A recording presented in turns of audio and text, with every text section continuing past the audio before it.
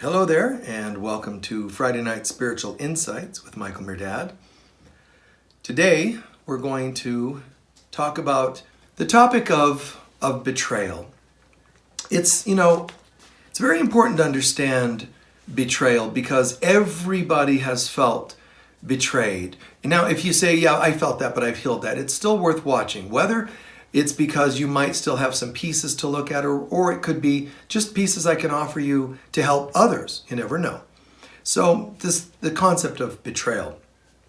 And, the first thing to consider is that there's, when people think about betrayal, they think only about the times other people have betrayed them. But remember, we've also betrayed others, so it's worth looking at that. And then, of course, we also have betrayed ourselves. And that's probably the most common one, certainly the one most overlooked when we're looking at this concept of betrayal. But when it comes to us doing the betraying, then, sometimes we betray others and it's we're being hurtful, and sometimes overtly, like we're getting them back. Other times we didn't mean to, but there's a problem, guys. Because even if I didn't mean to let you down, betray you, I'm still going to probably feel, either consciously or subconsciously, a little guilty around it. Therefore, whether I did it or not on purpose, I still have an effect backlash that comes on me that I probably want to look at. And this is all kind of covered to a degree in healthy 12-step work, where you're sort of looking at what did I do here? What was my contribution here? And we all slip at different times. But our job is to become, first of all, more forgiving of ourselves when we've done the betraying on others or ourselves. But we also become more forgiving for others who have betrayed us, because there's sort of like two causes for betrayal. One is someone just overtly betrays, but we often forget something else still. Another often forgotten thing is that we're often giving them a target by having these agendas. I want you to be, I so badly need you to be something that you might not be able to be. So you betrayed me, you let me down. But really, unconsciously, I might have had an agenda nobody could have met. Somebody talked about this the other day to me. They said about how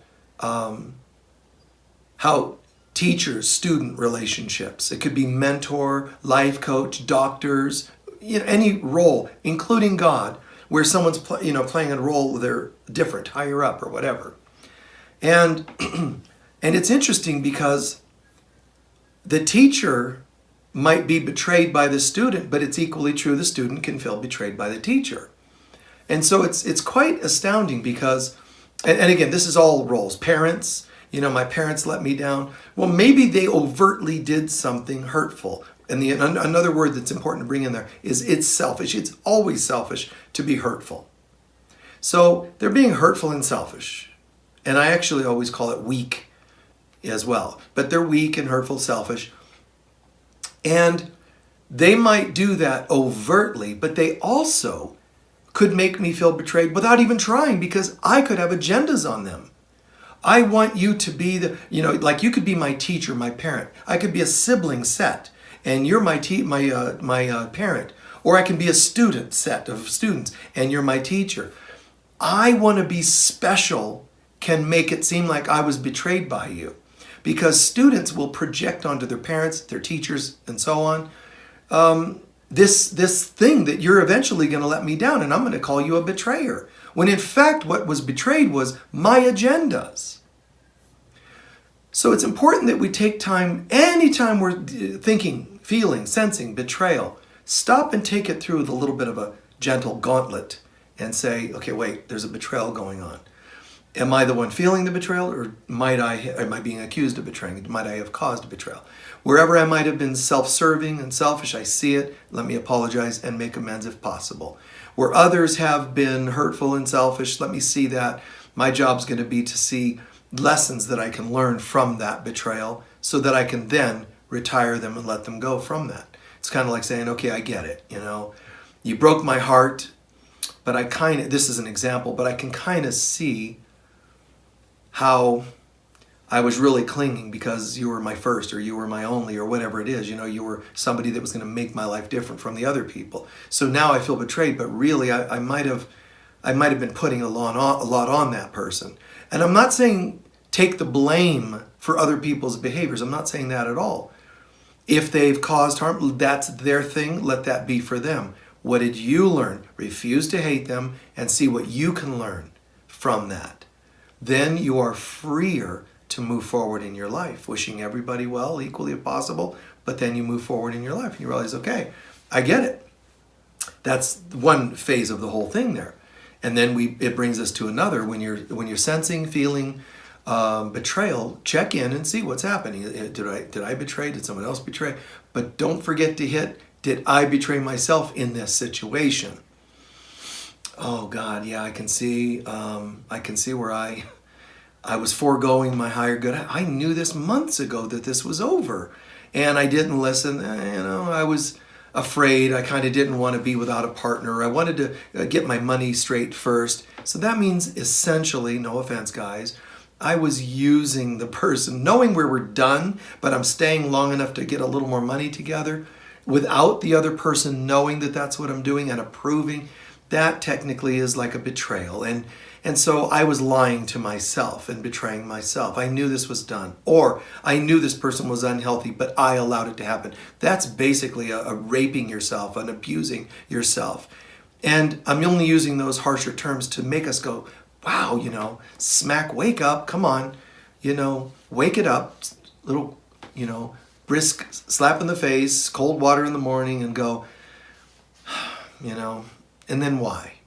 I was afraid I wouldn't be able to make it financially if and look at those things. Look at those things and write them down so that you can do a self-forgiveness. And also send that out. You don't have to verbalize it to a person, but sometimes yes, sometimes no. But send that out as a prayer to the person. Listen, to your soul from mine, and with my angels supporting my message to you and your angels supporting your receiving this message, I want to say that I feel like I added to this, and I'm really sorry. And clearly, we, might have wanted to just see this sooner and act differently. So I apologize and know that I'm sending you love to heal.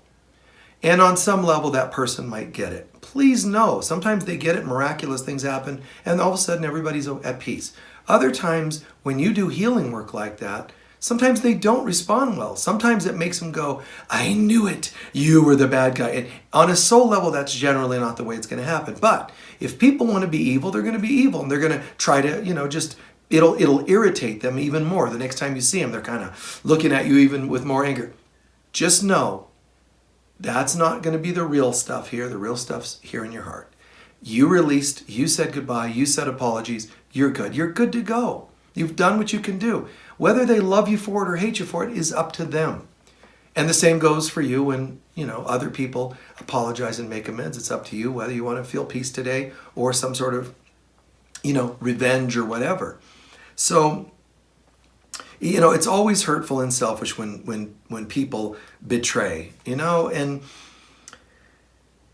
I would say probably 90% of the time we have these agendas that get in the way. I did a talk you might want to watch called Priorities and Preferences. Our priority is always in God and the truth of God and love and wholeness. But we have these other things called preferences. And there's nothing wrong with those, because a preference can also be rooted in boundaries. I know what I'm looking for and I have clear boundaries and preferences about it. But if you try to make human preferences like, I want you to love me forever, there's nothing wrong with that being a preference of mine. But a preference needs to be flexible, and you don't do it. Okay, when I get really hurt, it's when I've made my preference for you to love me forever I shifted it up into a priority. There's only one priority. You don't get to select which preferences are priorities. I'm talking about spiritual priorities, not life priorities like picking up the kids at school. I'm saying there's only one true capital P priority, and it's God, my relationship to God and my awakening. God, God, God. That's it. My preferences are everything else. I have unhealthy preferences that are like another notch down, but healthy preferences up here could be, I want to share love with you and I would like that to last. But it's just a preference, I can say to myself. If I make it a priority, you are up creek, because a human thing can never live up to a divine thing. It can't hold the role, it can't hold the space.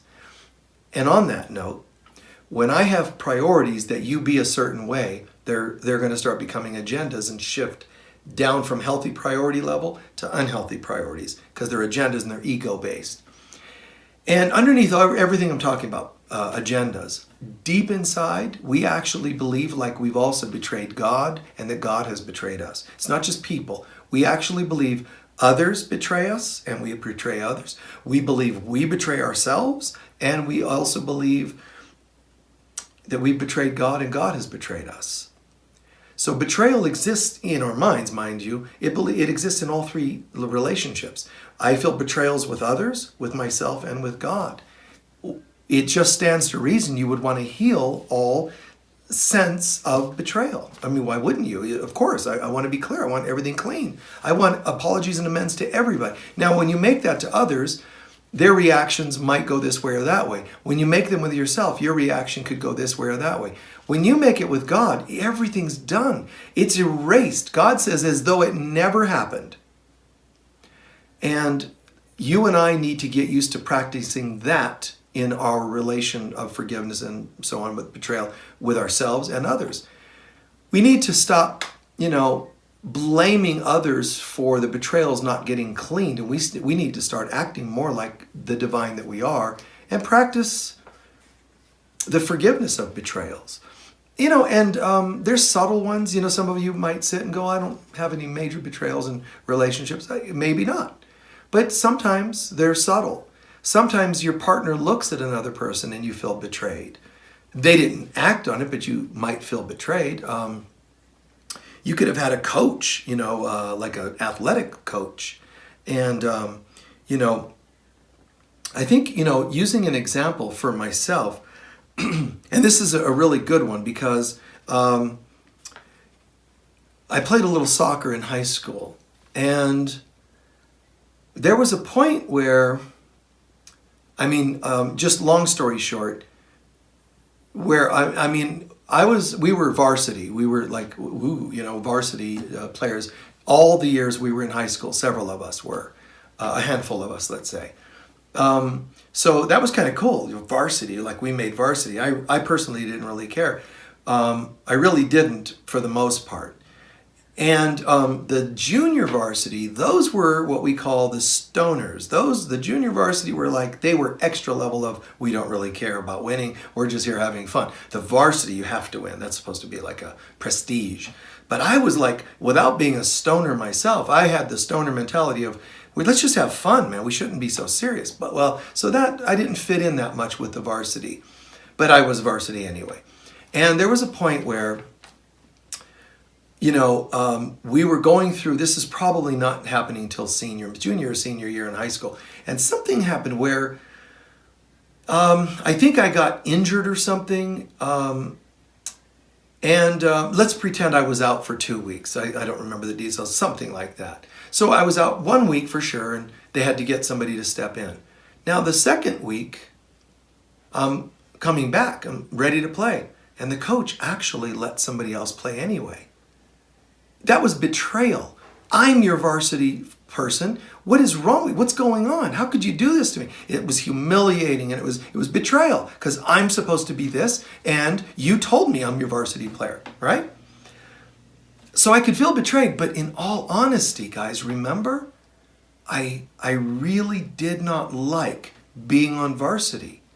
So I was not only inappropriately judging the coach at the time, I was forgetting that I'm the one who was betraying myself.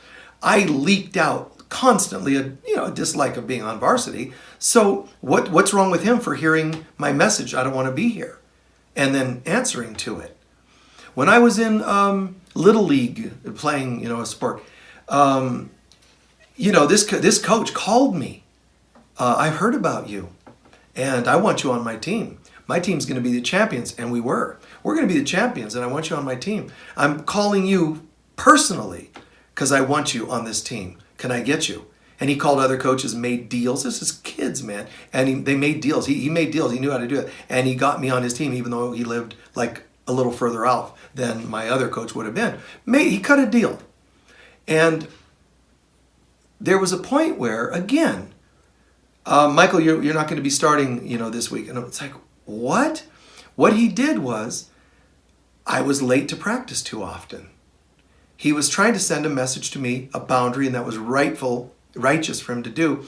And rightfully he did. He said, yeah, you're not really showing up on time anyway. It doesn't seem like you want to be here. So I'm going to have to, and I'm like, wow, I was never late again. Now, in my defense, so to speak, I had to travel on my bicycle a good distance to get there. But that's still, I could have left earlier, right?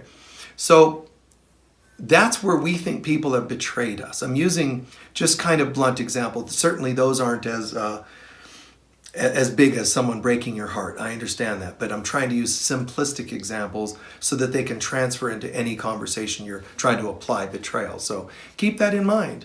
Betrayal, there's just all kinds. There's people that say they're friends when they're not. You can confide something in someone, they leak it out. Oh man, that's kind of horrible. But then let's stop and go back again. That seemed horrible, but what else is going on there? What if I gave a confidential comment to you, one of you, and then you betrayed it and you told somebody? Well, maybe I betrayed myself by sharing something with someone and I didn't take accountability and say, well, there's always a chance. Maybe you never betrayed me, but in your deathbed, your last breath, and tell Michael I love him and I'm sorry that happened to him. And it's like betraying my confidence. Who knows? Something could happen. Somebody could inject you with truth serum and they spill the beans because they were involved with some clandestine military operation and they spoke about your private thing. Whatever brought it about. You need to ask yourself, if I'm going to tell a confidential thing to you, I might need to also own there's a possibility it'll come out. As soon as I spoke it to someone else, there's a chance. So maybe I need to not just be mad at you, but mad at myself. And then not just forgiving you, but forgiving myself. It's going to happen. Your thoughts, your desires. Jesus tried to explain that it's not just your actions that betray you. It's your thoughts. So when you're having thoughts, these things are going to come out and somewhere, somehow. Now, do I think you should do the opposite and like shelter away and hide and don't tell anybody anything? Well, I was brought up like that. I mean, and a lot of us were. Anybody with addictive households, there's an 80% or more chance that you had to live with secrets.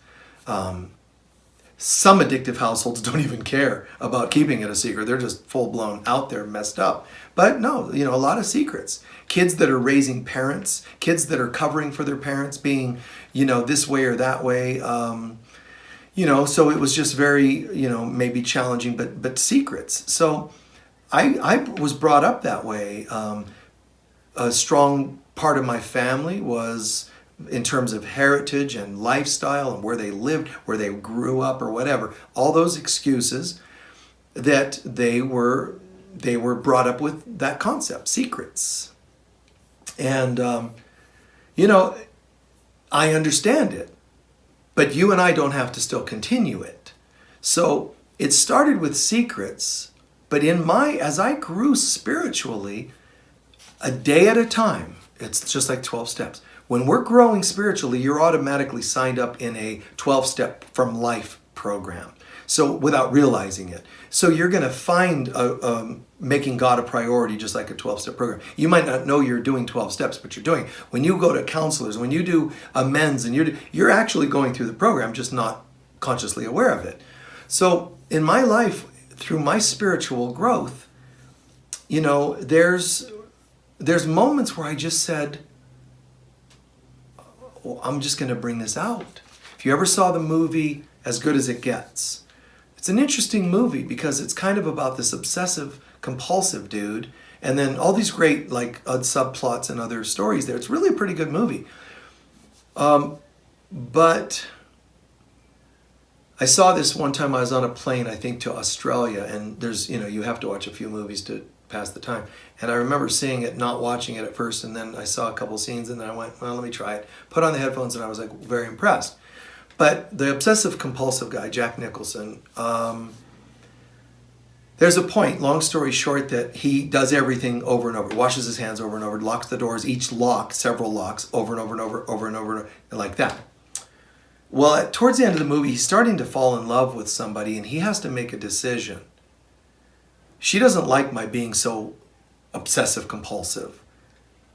And at first I told her, well, I don't really care if you like it or not. I'm just going to be this way, and heck with you. But he starts feeling for her. Feelings that are trying to override compulsions, love overriding fear, and he has to make a decision, not just consciously, it's happening automatically. So towards the end of the movie, he's leaving his apartment to, I think, go see her. And he walks up to the door and he realizes he never locked the door that time. In other words, the pattern started changing. That happened for me one day when someone said, would you confide something, what's your birth date, or when was your first marriage, or whatever it was, back when it would have been not felt appropriate to talk about that. A lot of spiritual teachers, they say, it's not appropriate for you to ask personal information. Counselors, doctors, they all like that kind of boundary. Someone asked, and I thought, I don't feel right having any secrets. Not that I would spew things out inappropriately to the wrong people, maybe you don't tell your children about certain things in your life. It's inappropriate timing and all that. So I do believe in healthy privacy. But there was a point where someone said something, and let's say it was, because I do remember an instance where somebody said, please, just tell me about your astrology chart. Well, I don't have that memorized. I don't really know or care. I believe in astrology, but I'm saying I don't do my own and all that much. So they asked, and I said, okay. And I told them, and I'm not kidding, within a couple of weeks, I heard them telling people about it. Now, your reaction about betrayal, my reaction, I had a massage by a guy who I told he was going a bit too hard. He didn't listen. He cracked some ribs of mine. My reaction to these, because those are betrayals. I've asked you this, you did that, you betrayed what I asked. Yes, there's also long-term betrayals and other kinds, romantic betrayals, but all of them are still, we have an agreement and you did otherwise. That's basically betrayal. My way of dealing with it wasn't to yell or scream or blame or shame. I had to sit and think about it. I still went back to that massage therapist after the ribs healed, and I did tell them, be careful, because they were broken, and he said, oh no, they couldn't have been. I said, but they were, so just be careful. And they did almost do it again. They really almost did it again. It's really bizarre. But I still had gone back a couple times. Then I was done because it felt complete. But for me, I don't just shut the door and hate and do those things that some of us do. Oh, I'm devastated, I hate you. I try to also look at me and my part in things. My part could just simply be, I'm going to be clearer next time about, no, actually I don't want that amount. If that amount of pressure is a 9, I want you to do a 7. If that's a 7 and I want a 9, I'm going to tell you a 9. Like, that's communication. So maybe I need to do that or whatever. See, you don't have to react. You can kind of get into a space of proactive and come from there, and it's kind of cool. And the instance with the astrologer, I don't even think I had a conversation with them again per se, because I rarely saw them anyway, that I would have had a chance to say something. But if I did, I would have said, by the way, you asked me, and in the same breath you said confidentially, but you didn't keep it confidential. Now, here's what I might add. So don't ever ask me again, because I won't trust you. I might say that. I won't believe it or feel it. Why might I say something like that? So that they learn and go, God, that wasn't right. See, I can say things like that sometimes to people to get a point across without actually feeling, something like that.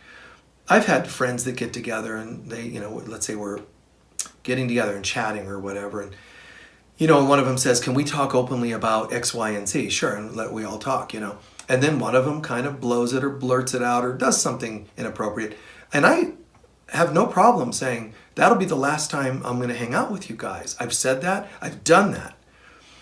But At the same time, if apologies and amends are true and clean and clear and sincere, I'm open that we might hang out again. Doesn't mean I'm going to, for sure, but I stay open.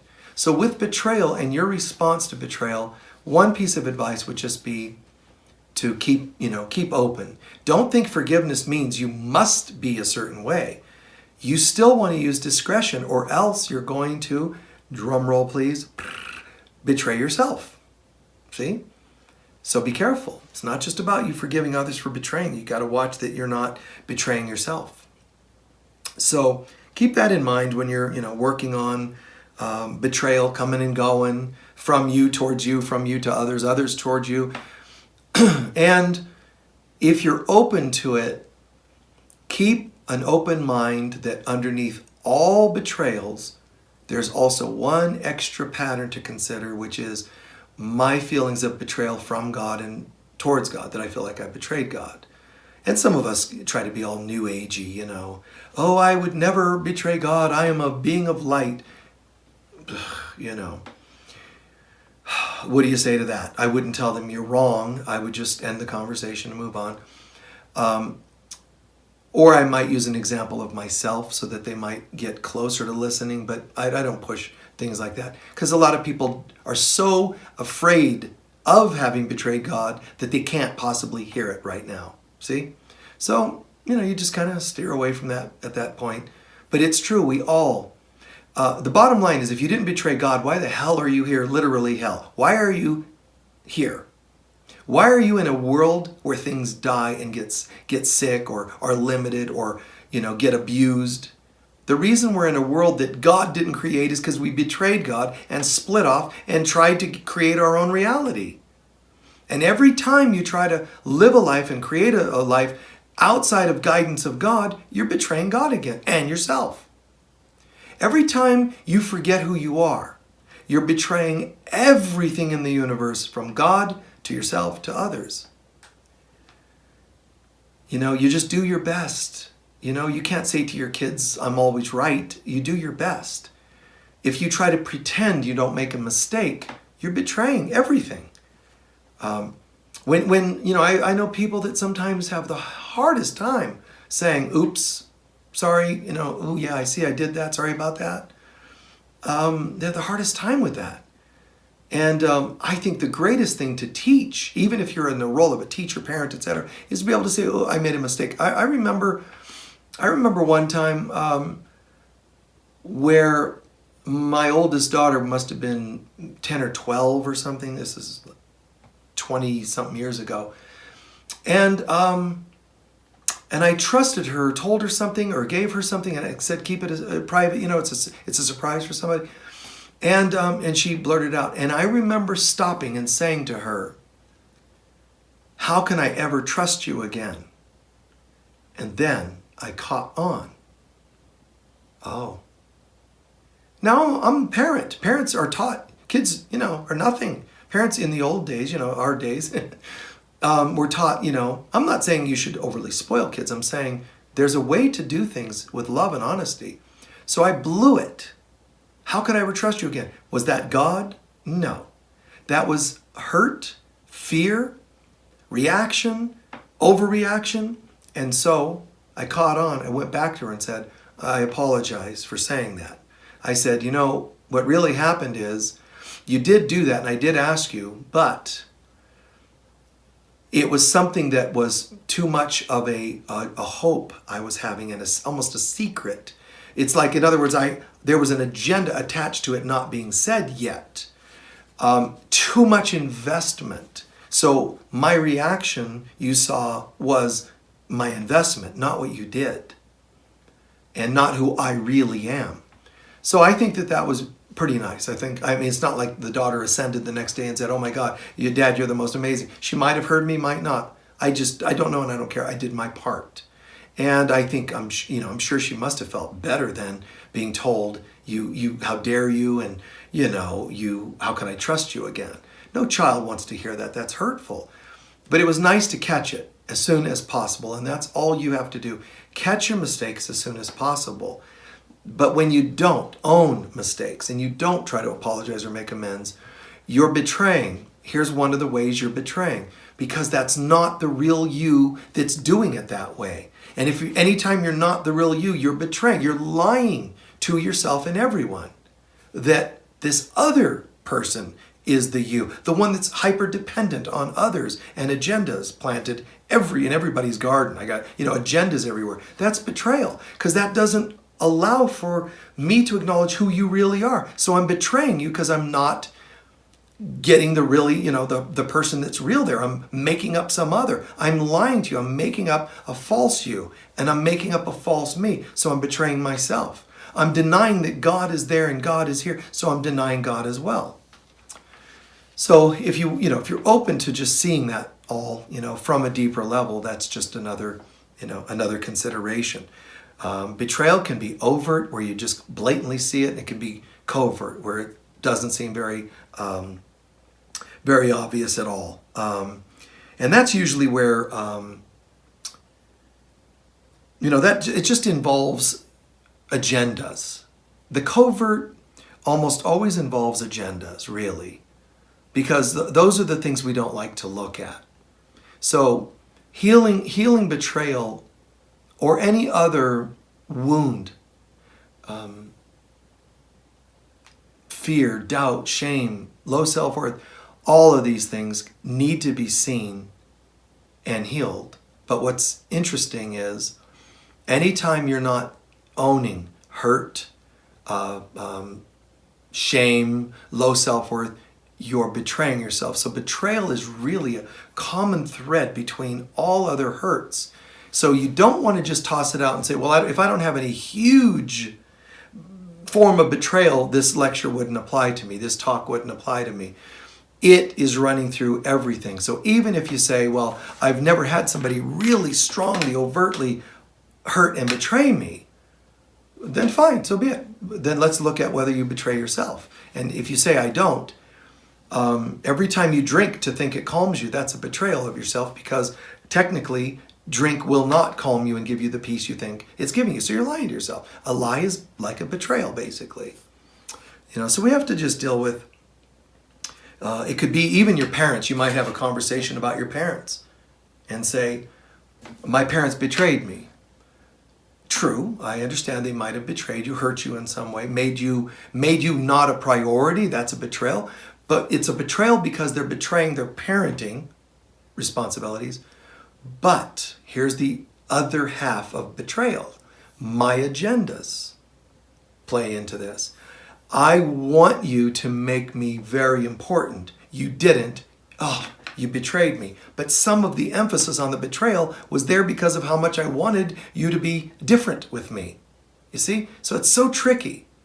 And I know if you want to be hateful towards somebody who betrayed you, you're not going to like anything I'm saying. Because he's invalidating me and I want to be angry. Be angry. And maybe go to a program, a show where somebody's, some group or some show that's called Anger Enabled, .com or whatever it's going to be. And go watch and be angry and let it be enabled. Let everybody support your anger. That's not me, and that's not my program, and that's not Christ consciousness, and that's not true spirituality. You want anything of your ego enabled, and anytime you hurt and hate, it's of the ego. Or anything that lacks the presence of love is of the ego. And so if you want that enabled, that wouldn't be here. But if you're willing to consider it, then just try to go the extra mile instead of just, people have betrayed me and I'm going to start working on forgiveness. That's half the message. But there's also, and where have I either betrayed myself, or where have I also magnified the betrayal? In a relationship a long, long time ago, my feelings got hurt. It's like, wow, an end. But I can swear to you, it felt like what the person's doing was 90-something% of the pain I was feeling. And I also swear to you, hard to have admitted, 90% was what I wanted the relationship to be. Swear. And when I realized that, it was like, wow, what a mixed bag and what a mind-blowing moment. But it was like they did this and they did, and then it was gradually, wait, I needed them to never do this and that. So they did this and that, but that's unfortunate, but I needed them to not do this and that. So a huge amount of the betrayal, feeling of betrayal, the pain of the betrayal, was in my agendas, my needs. And so I saw that, and I don't think I ever could go back to that again. My eyes opened and I woke up. And that's empowering, guys. So if you think it's, I'm not supporting hurt and hate reactions, it's because I know the hurt and hate doesn't actually support you truly. It only pretends to, which is another betrayal, which is why I said you're betraying yourself when you want that kind of enabling and you forget who you are. So instead you go, no, wait a minute. It's not easy to go, that was me, but when you do get it, oh my God, it's not only a brilliant moment, in my opinion, it changes you forever. Sometimes I think people get tempted to go back to old patterns. Obviously, people do it all the time. But I mean, sometimes you're still going to get tempted to revert back to something that you totally clearly saw after, at some point in your life. But for me, I don't think I ever was able to go back to that. Anywhere near the quantity of needing, like a codependence or needing someone to be a certain way. And mind you, I was a kid, but that's how it felt at the time. And I think most of us as kids have that because we're children. So there's this person hurt me, or my parents, and this and that and the other siblings, but we're so alone in the world, seemingly alone in the world, that it sort of sprouts lots of codependent cords that we send out, looking for any kind of reciprocation. When we get it, oh my God, that's wonderful.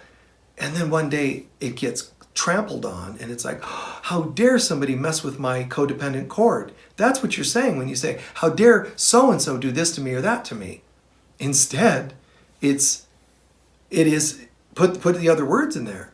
I really have this strong, instead of I'm so in love with so-and-so, I really have this strong codependent cord. Try that, because it helps wake you up and to help you realize I need to be interdependent. I need to be whole within myself, and let me approach more with, I get it and I feel awake and I'd like to share that love with another person. And I don't have to if they're not standing in front of me, that's fine. But I'm open to it. And it's just a very beautiful, neutral kind of place. Some people don't like it because it doesn't sound romanticized and codependent enough. So if that's what you're looking for, then again, a different presenter might be best for you. So take it easy, guys. Be willing to look at mistakes. Be willing to look at self-betrayals and the betrayals of any others out there too, and them to you. Be willing to recognize in your real self, you could never have been hurt. Your God self cannot be hurt. Can't be betrayed.